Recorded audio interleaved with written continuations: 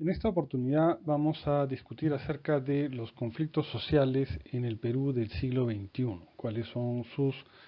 características y dimensiones.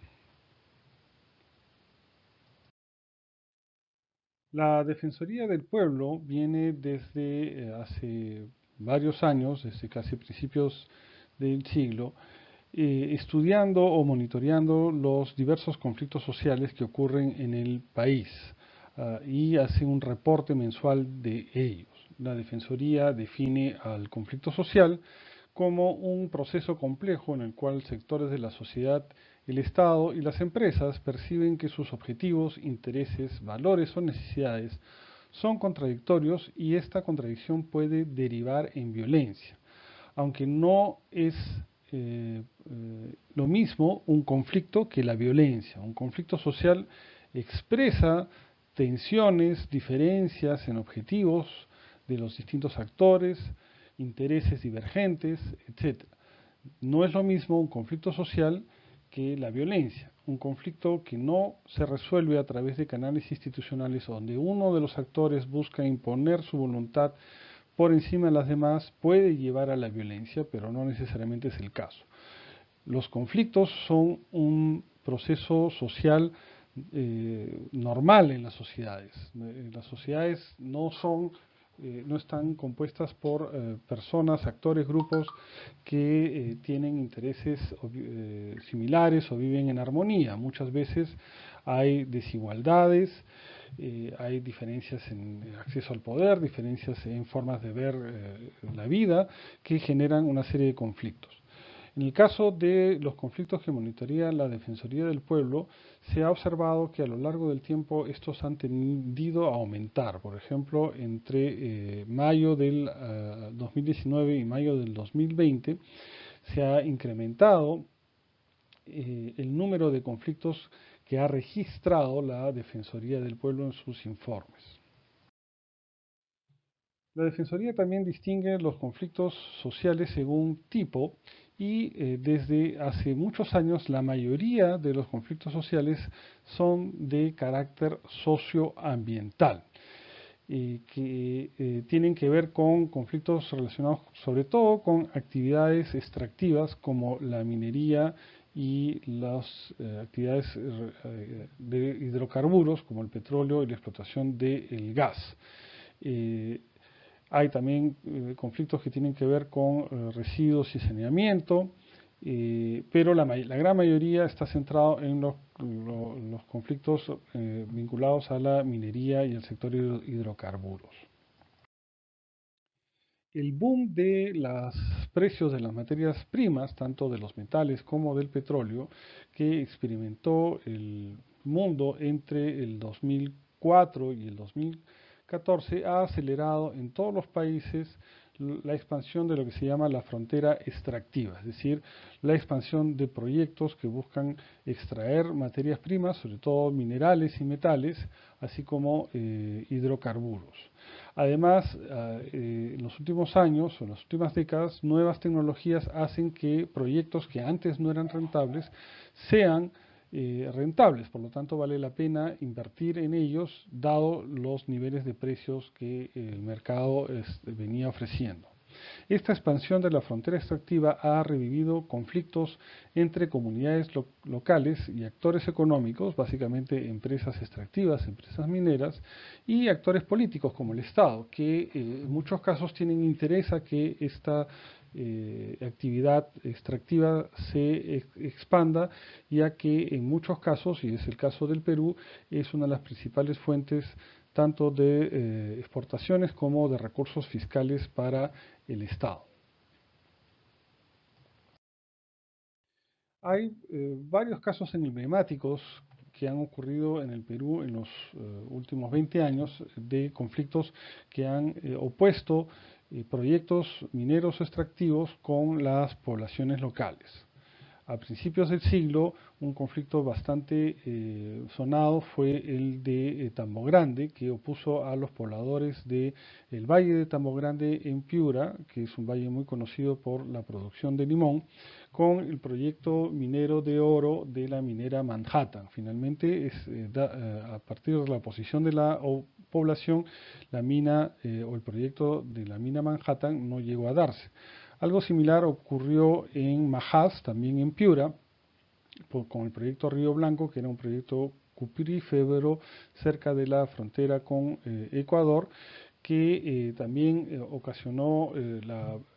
oposición de la población, puesto que el proyecto se ubicaba en las cabeceras de cuenca de los valles y podían poner en peligro los acuíferos de la región. En este conflicto hubo detenciones e incluso torturas de pobladores campesinos de la zona por parte de la policía y agentes de seguridad contratados por la mina. Otro conflicto eh, bastante sonado fue en Moquegua, en junio del 2008, que dio lugar a un paro regional y a una fuerte confrontación entre la policía y los pobladores de Moquegua. Llegó a conocerse como el Moqueguazo, y este conflicto más bien es un conflicto de tipo redistributivo, es decir, de cómo debía distribuirse el canon minero generado por la Sauter Perú entre las provincias de Tacna y de Moquegua, donde se situaban los proyectos mineros. Entonces, no necesariamente es un conflicto de oposición a la mina, sino de cómo debía redistribuirse los ingresos fiscales, el canon generado por la actividad minera de la Sauter Perú. Uno de los casos más trágicos de los conflictos sociales en los últimos años fue el caso de Bagua, en el departamento de Amazonas, en junio del 2009. En realidad, Bagua es la expresión de un conflicto mayor, de un paro amazónico organizado por organizaciones de pueblos indígenas de la Amazonía, que exigían la derogatoria de un conjunto de leyes dadas por el gobierno de Alan García para promover la inversión privada en la Amazonía, y que según los pobladores, ponían en cuestión o en peligro sus derechos respecto de los territorios que ocupan y los recursos que ocupan. Esto tuvo lugar entre mayo y junio del 2009, y el desenlace trágico de este conflicto fue entre el 5 y 6 de julio una confrontación entre la policía y la población local, en la cual murieron 23 policías y 10 civiles, entre ellos 5 de ellos pertenecientes a pueblos indígenas. Conga, en Cajamarca, también es otro ejemplo de un conflicto minero, donde la población de Cajamarca se oponía al proyecto Conga, la expansión de la minera Yanacocha, en una zona donde había lagunas y humedales que abastecían de agua a las comunidades locales.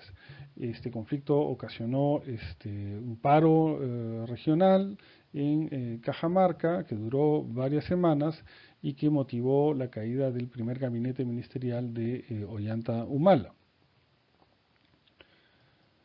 Más recientemente, Tía María, en Arequipa, en las provincias de Islay, es un conflicto que opone a los agricultores del Valle de Islay con el proyecto Tía María de la Sauter Perú, que ha tenido varias etapas. La última en el 2019, donde la población de Arequipa se opuso a otorgamiento del permiso de explotación de Tía María. Y más recientemente, en el 2019, hubo un conflicto en torno al proyecto minero de Las Bambas por los derechos de paso de una carretera por donde transitaban los minerales que eran extraídos de la mina Las Bambas, y que pasaba por un terreno que la minera había comprado y otorgado a las comunidades campesinas en contraprestación por haber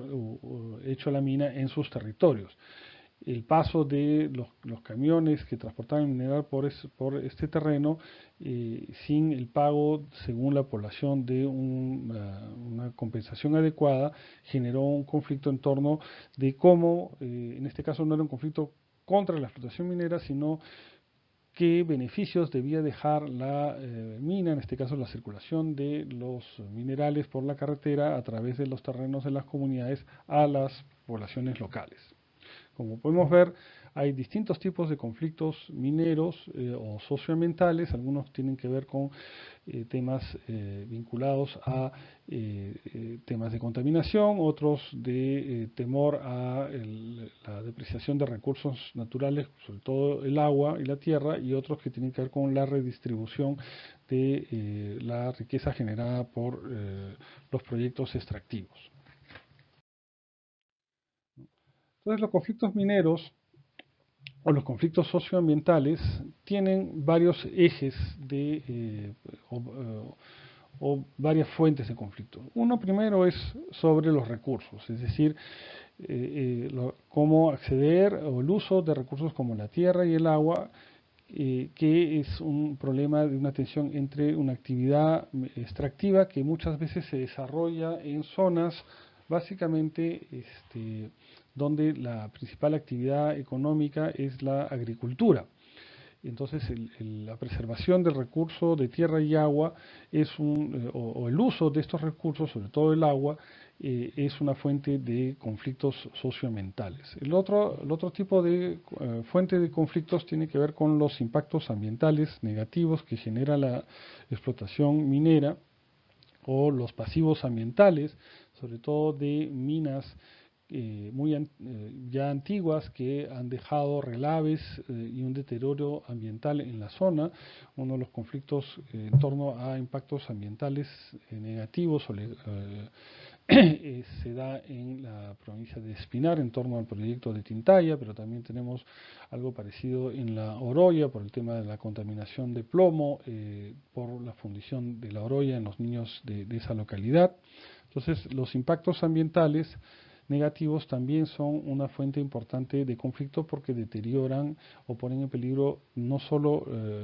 la salud de las personas, sino también las actividades económicas, sobre todo agropecuarias, de la población donde ocurren estos impactos negativos. Recientemente también ha habido una serie de conflictos en torno a los derrames petroleros en comunidades de la Amazonía a lo largo del trazo del oleoducto norperuano que han generado serios problemas de contaminación en las fuentes de agua y los ríos de las comunidades amazónicas. Otro conjunto de conflictos gira en torno a los impactos sociales de la minería, que implica, por ejemplo, en algunos casos la reubicación o el desplazamiento de poblaciones que se ubican en zonas donde hay yacimientos mineros. Un ejemplo de ello es el de Las Bambas, donde parte de la comunidad tuvo que ser desplazada a un pueblo que fue construido por la mina. Otro ejemplo de ello es el caso de Morococha, donde el yacimiento minero se ubica en lo que era la antigua ciudad de Morococha, cerca de Ticlio, y para la explotación de este yacimiento minero bajo una tecnología de tajo abierto era necesario desplazar y reubicar a la población que vivía en la zona y se construyó una ciudad en otro lugar. Pero estos procesos de desplazamiento generan tensiones tanto en la población local como con las empresas. También los efectos sociales tienen que ver con la aparición de nuevas actividades económicas, hubo nuevas oportunidades, en algunos casos empleo temporal, en otro caso acelera problemas de conflictos intergeneracionales porque los jóvenes pueden estar más interesados en las nuevas oportunidades que brindan nuevas actividades económicas, pero eso genera también un desplazamiento de actividades tradicionales como la agricultura o la ganadería, que además formaban parte de la identidad de muchas comunidades. Entonces estos impactos sociales aceleran cambios sociales y generan conflictos tanto al interior de la comunidad, entre distintas regiones, el aprovechamiento o de nuevas oportunidades económicas o la desaparición también de nuevas actividades económicas o de las mismas comunidades, por ejemplo, cuando hay un problema de desplazamiento. Y finalmente, otro grupo de conflictos tiene que ver con problemas de tipo redistributivo, es decir, cómo se deben negociar compensaciones a las comunidades a cambio de uso de sus terrenos o del agua o la compra de sus terrenos, cuáles son los precios justos para estas compensaciones por el uso de sus recursos, o la redistribución del canon entre distintas provincias. El canon minero es la parte de los impuestos generados por la minería que deben utilizarse en las localidades donde se extraen los recursos naturales, ya sea el canon minero o canon petrolero, y la redistribución del canon puede generar tensiones entre localidades adyacentes a los proyectos mineros, o también en torno a el cobro de las regalías mineras, que son, digamos, como el alquiler que debe pagar las empresas al Estado por la explotación de los recursos mineros en la zona. Muchos de estos conflictos han dado lugar a la conformación de espacios de diálogo para negociar las diferentes demandas entre los actores, que han tenido resultados bastante mixtos. Un tema que hay que tomar en cuenta es qué diferencia los conflictos socioambientales, que son los principales conflictos sociales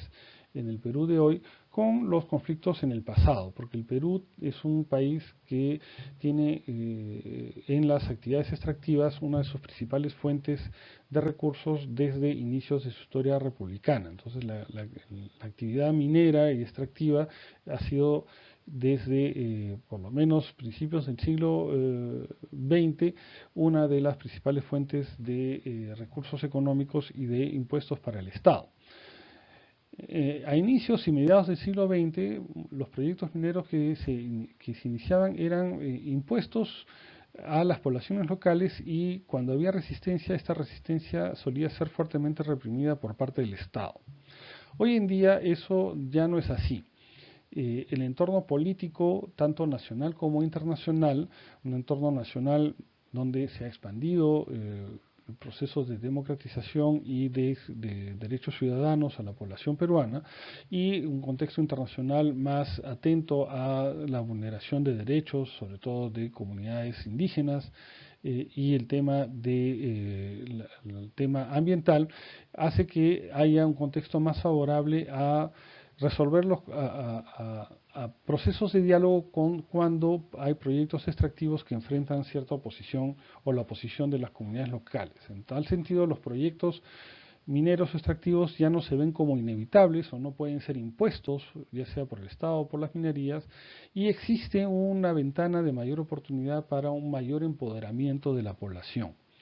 De hecho, hay varios proyectos que, cuando no han logrado tener el apoyo de la población, o lo que en algunos casos se llama la licencia social, simplemente no se han podido dar. El caso Conga, el caso de Tambo Grande, el caso de Tía María son algunos ejemplos de ello. Por otro lado, también hay que tomar en cuenta que la legitimidad social de la minería ha ido cambiando. Antes, en principios y mediados del siglo XX, el nivel de tecnología empleada en la extracción minera demandaba una mayor cantidad de mano de obra, ¿no? La tecnología de socavón era una tecnología un poco más intensiva en mano de obra, y por lo tanto podía contratar una mayor cantidad de fuerza laboral local. Hoy en día, la minería es mucho más intensiva en tecnología de punta, en maquinaria y mano de obra especializada. Por lo tanto, tiene mucho menos impacto en el empleo local, lo que implica una pérdida de la legitimidad social local de la minería. La minería ya no es vista como una actividad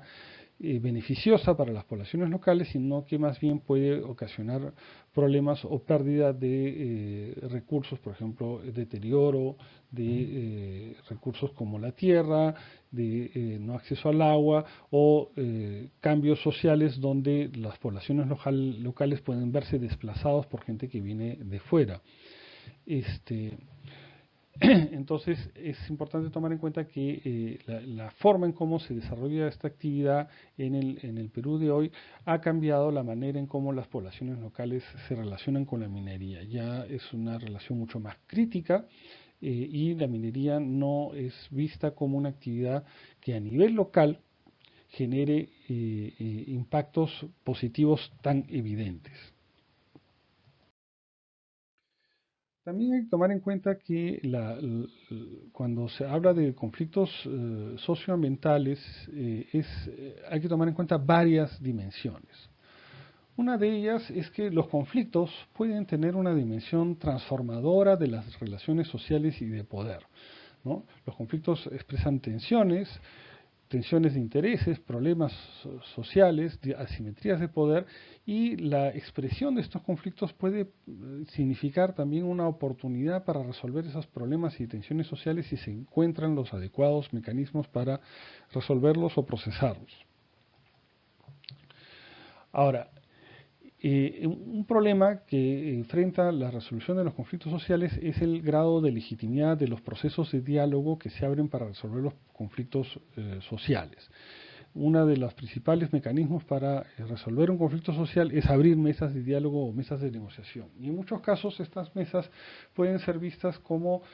performativas, es decir, más simbólicas, más hechas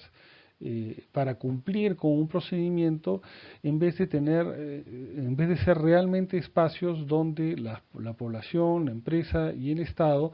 pueden dialogar y encontrar soluciones o donde el Estado se sitúa como árbitro o como defensor de los intereses de los ciudadanos y no tanto como defensor de los intereses de las empresas. Entonces ahí hay un tema de cuál es el nivel de legitimidad y de real efectividad de los procesos de diálogo que se abren, porque si estos pierden legitimidad, la población local no va a utilizarlos y por lo tanto los canales de resolución pacífica del conflicto pueden verse limitados. También hay que tomar en cuenta que en la mayoría de los conflictos socioambientales hay fuertes asimetrías de poder en los procesos de diálogo. Es decir, los recursos y las capacidades que tienen las poblaciones locales para negociar con aquellos que pueden manejar tanto las empresas como el propio Estado cuando se pone del lado de las empresas son muy grandes. Estas diferencias y estas asimetrías son muy grandes, tanto a nivel de los aspectos técnicos, es decir, el manejo de temas, por ejemplo, o sea, tener ingenieros o especialistas o técnicos o científicos que pueden evaluar los impactos sociales, ambientales,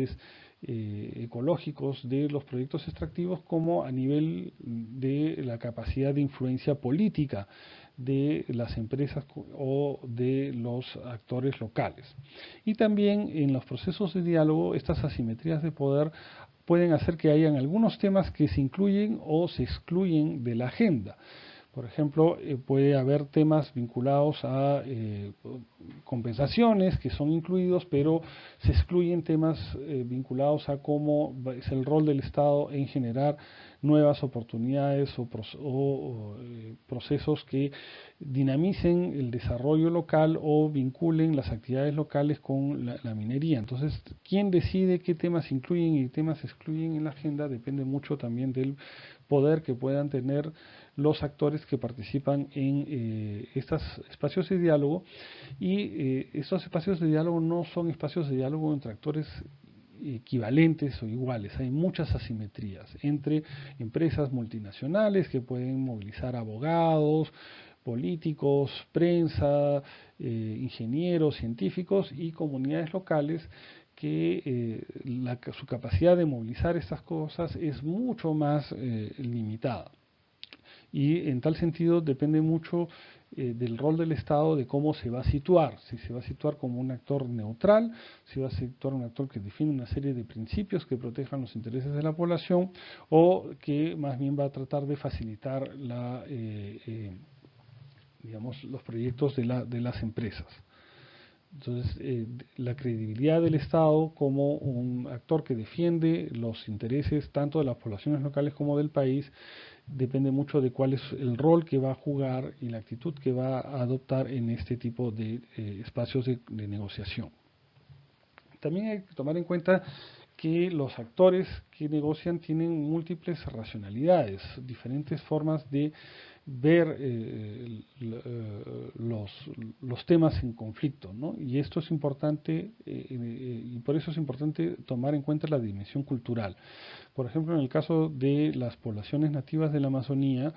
el territorio es una parte importante de su identidad y su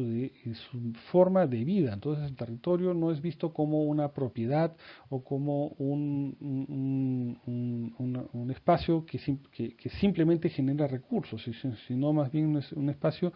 donde se vive, un espacio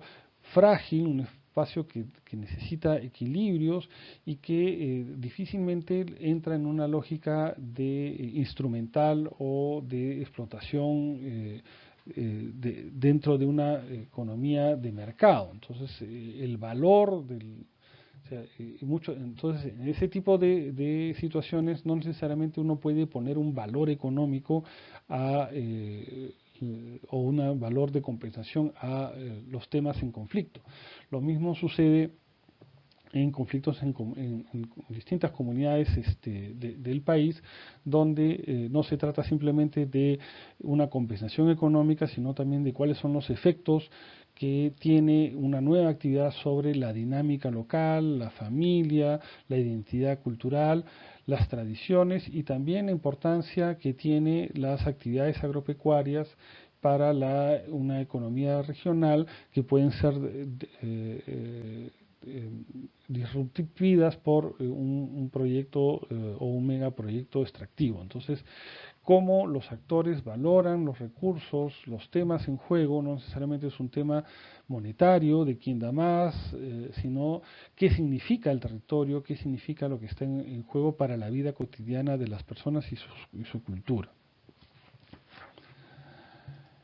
También es importante tomar en cuenta que las instancias de discusión institucional donde se resuelven los conflictos son instancias híbridas, es decir, cuya normatividad es una normatividad que no está muy clara en nuestro diseño institucional. Por ejemplo, ¿qué instancias tiene el Estado para enfrentar los conflictos y qué niveles de negociación puede tener, cuál es el rol que tienen los distintos niveles de gobierno, por ejemplo los gobiernos regionales o los gobiernos locales que están más cercanos a los problemas de la población local, muchas veces tienen muy poca capacidad o poder de intervenir en los espacios de diálogo, porque quien regula el tema, por ejemplo, de la explotación minera muchas veces es el gobierno central. Entonces los espacios de gobierno local, donde la población local está más representada, muchas veces tienen poco peso en la dimensión de diálogo. También hay que tomar en cuenta cuál es el rol que tienen otras instancias como el Parlamento o el Poder Judicial, es decir, en qué medida algunos problemas pueden resolverse a través de la vía judicial, es decir, que sea la justicia, el Poder Judicial, que resuelva si hay un conflicto de intereses o de derechos. Muchas veces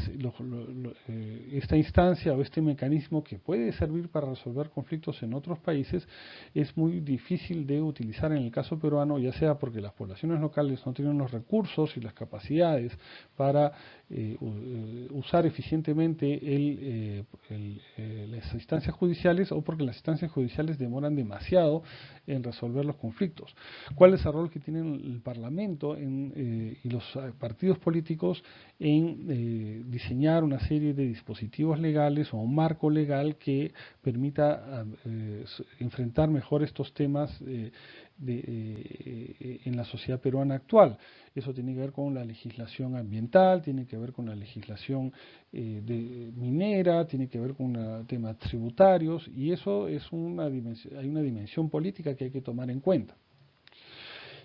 Y finalmente es importante identificar cuáles son las capacidades y debilidades del Estado y de los actores políticos. El Estado muchas veces es muy débil institucionalmente. Cuando se llegan a acuerdos, muchas veces el Estado no tiene la capacidad local para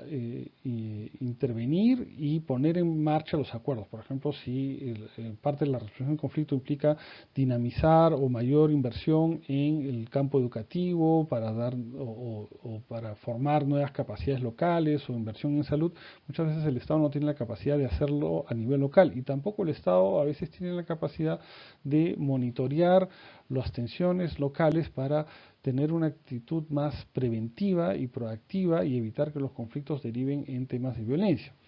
Otro problema también que tiene que ver con las capacidades y debilidades del Estado son cómo enfrentan los problemas de informalidad e ilegalidad que pueden ser comunes a algunas actividades extractivas. Por ejemplo, el tema de la minería informal en varias regiones del país, donde la explotación minera se hace en condiciones muy precarias, tanto para las personas que trabajan en esa actividad como para los impactos que se generan en las poblaciones locales. Y otro problema más grave todavía es el tema de la minería ilegal, por ejemplo, la extracción de oro en Madre de Dios, que genera desastres y catástrofes ecológicas, así como procesos de trata de personas, tráfico de oro ilegal, etcétera. Entonces, muchas veces el Estado no tiene la capacidad para regular adecuadamente estos problemas que también son una fuente de conflicto y generan impactos negativos en la población. Y finalmente, también cuál es la capacidad de los actores políticos, específicamente los partidos políticos, para agregar, mediar, articular los intereses sociales que se expresan en estos conflictos con propuestas programáticas y políticas. Muchos de los conflictos que existen en el país son conflictos que tienen, o sea, si bien es un problema extendido en varias zonas del país, los conflictos están desarticulados entre sí, son conflictos que tienen un alcance más bien local, con repercusiones nacionales, pero no hay instancias que los articulen para que haya mediadores como partidos políticos que puedan incorporar las problemáticas que hay alrededor de los conflictos sociales, el tema del rol de la agricultura, el rol de la minería, los proyectos de desarrollo social, políticas tributarias o fiscales en torno a las actividades extractivas. Para eso se necesita que existan actores capaces de articular los problemas que se resuelven muchas veces de manera fragmentada, por lo tanto no hay capacidad de enfrentar de manera integral los conflictos y cada vez que aparece uno se trata de manera ad hoc, de manera fragmentada y por lo tanto se aprende muy poco no se acumula la experiencia para enfrentar, resolver o procesar estos conflictos en un sistema político democrático.